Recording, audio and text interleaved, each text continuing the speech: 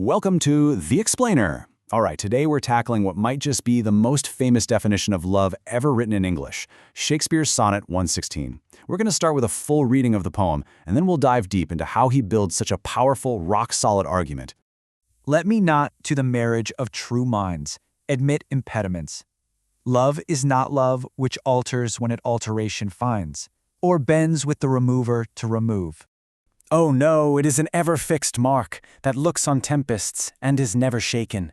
It is the star to every wandering bark, whose worth's unknown, although his height be taken.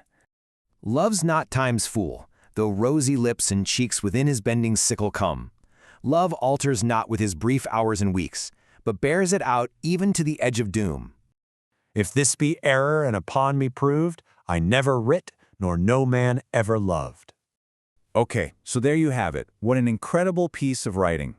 But how does he build such a powerful case? Well, and this might surprise you, it doesn't start with flowers and romance. It starts with legal jargon. That first line hinges on one single, crucial word, impediments.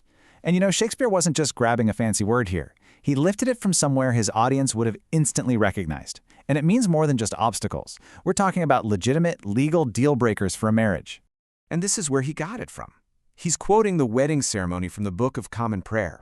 Everyone back then would have known this line by heart. It's a brilliant move, right?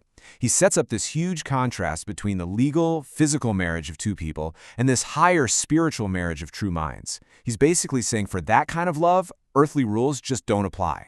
So first he tells us what love isn't. It doesn't change, it doesn't give up. Now he's going to tell us what it is. And to do that, he uses this incredible central metaphor, and it's surprisingly down to earth. He calls love an ever-fixed mark. So what is that? Think of a lighthouse, a solid tower on a stormy coast. It is not moving. For a sailor lost at sea, that light is everything. It's a solid, reliable guide when the whole world is chaos. And Shakespeare's saying, that's love. That's its job. And he just keeps going with this practical idea, comparing love to a star. See, sailors could actually measure a star's height with their tools, but its real worth to a lost ship, a wandering bark as he calls it, you can't put a price on that. It's immeasurable. So by taking this huge, abstract ideal of love and grounding it in the real-world science of navigation, he makes it feel solid, dependable, not just some flighty emotion. All right, so he's built his foundation. Love is constant. It's a guide. Now the poem pivots to face love's biggest enemy, time. This is the big turning point.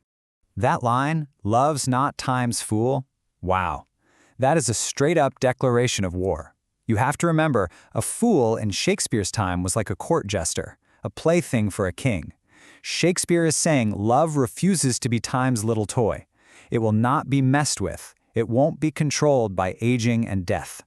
So while time swings its bending sickle, and yeah, that's the Grim Reaper's scythe he's talking about, and it harvests all that physical beauty, the rosy lips and cheeks, the poem basically says, so what? True love is completely out of its reach. It doesn't operate on brief hours and weeks. Nope. It lasts all the way to the edge of doom, literally, until Judgment Day. Okay, so this brings us to the end. And how he closes this argument it's just breathtaking. He doesn't just rest his case, he makes this massive, almost reckless bet. He literally says, if I'm wrong about this, if you can find just one example where this isn't true, then my entire life's work is meaningless. I never wrote a single word. And oh, by the way, nobody in all of human history has ever really been in love. I mean, talk about a mic drop. But the most fascinating part is what he wrote right after this. You flip the page to the very next poem, Sonnet 117, and it starts with, accuse me thus. It's a total confession.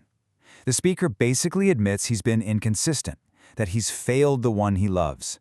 It's genius. Shakespeare puts this perfect, unshakable ideal of love right up against the messy reality of human failure. He's forcing us to look at the huge gap between the two. So, that leaves us with this final question, doesn't it? The sonnet gives us love as this absolute, this ever-fixed mark. Is that a real destination, something we can actually achieve? Or is it more like the North Star? A perfect, distant light that we use to find our way, especially when we, just like the speaker in the very next poem, inevitably get lost.